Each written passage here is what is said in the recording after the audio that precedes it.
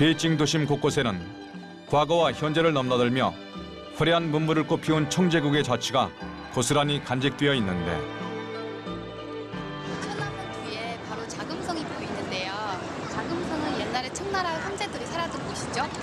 청나라의 황제들은 다른 나라들보다 훨씬 더 문화 정책을 뛰어나게 만들었고 그 주도를 했고 그리고 최전선을 만들었죠. 우리 안에 들어가면요. 청나라의 문화 곳곳에 숨어 있어요. 청제국의 모든 것이 응집되어 있는 곳은 황제들이 기거했던 황궁, 자금성이다. 자금성으로 들어가는 첫 번째 관문이 바로 오문이다.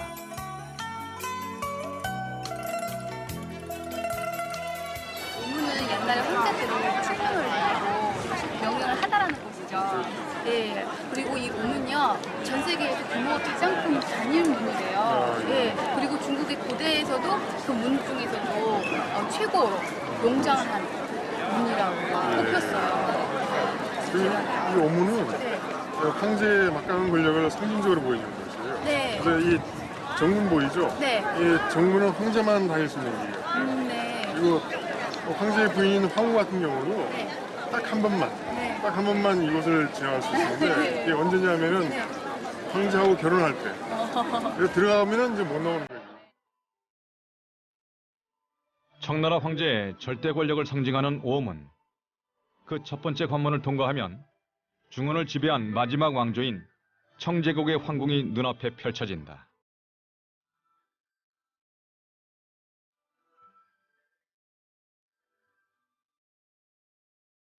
청제국은 정치, 경제, 사회를 비롯한 문화 선봉대 최전선에서 가장 큰 주도권을 가졌던 이가 바로 황제였다.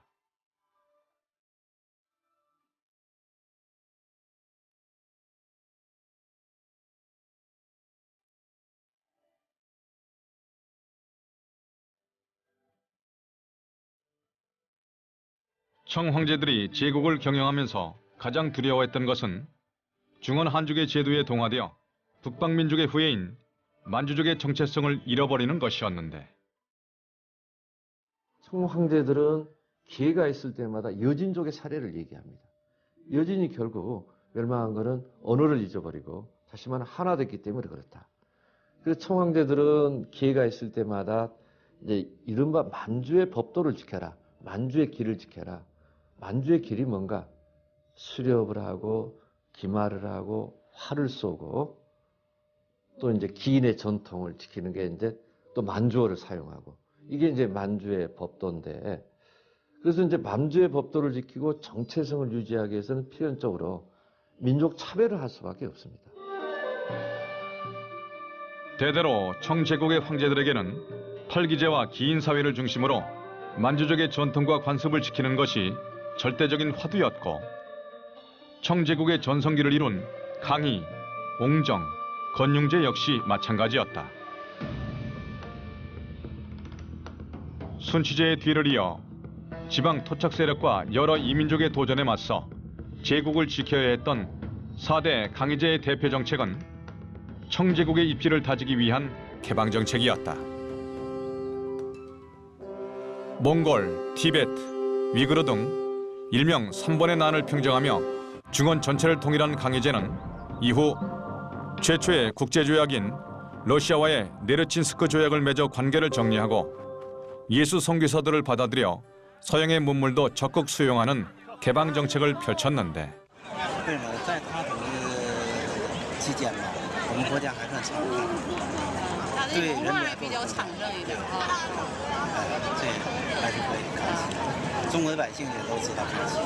中国历史上，古代历史上有3大盛世，清朝就占有其中一个，叫做康乾盛世。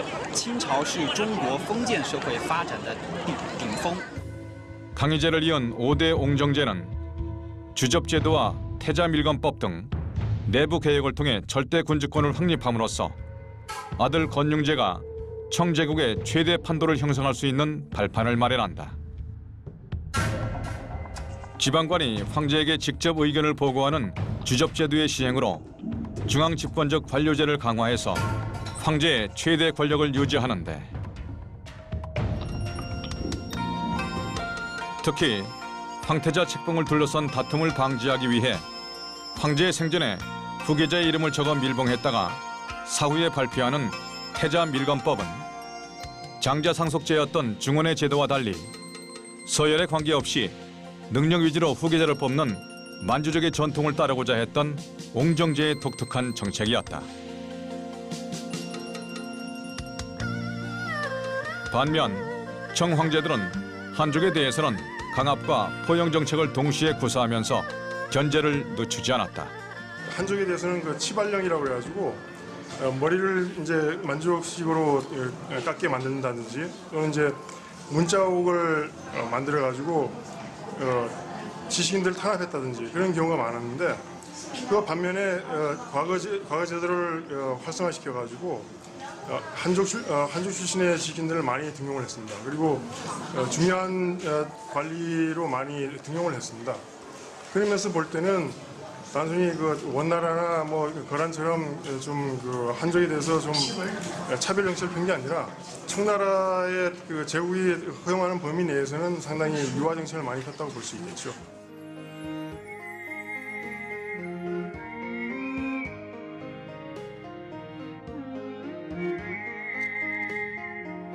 아버지 옹정제가 제정한 태자 밀검법에 따라 황태자를 거치지 않고 바로 즉위한 6대 건륭제는 청나라의 영토를 넓히며 최고의 전성기를 이룬 황제였다.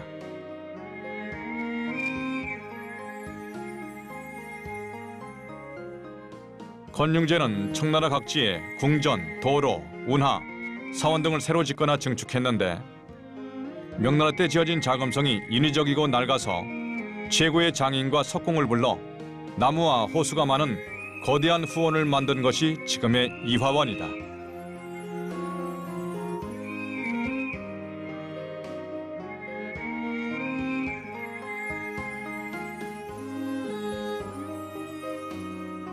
예술과 문화를 즐겼던 건륭제가 어머니와 함께 산책하면서 눈비를 감상하기 위해 만들었다는 장랑은 서유기, 삼국지연이 등 중국의 유명한 고전 소설의 주인공이나 명장면을 회랑 대들보에 화려한 채색화로 그린 이화원의 대표적인 볼거리인데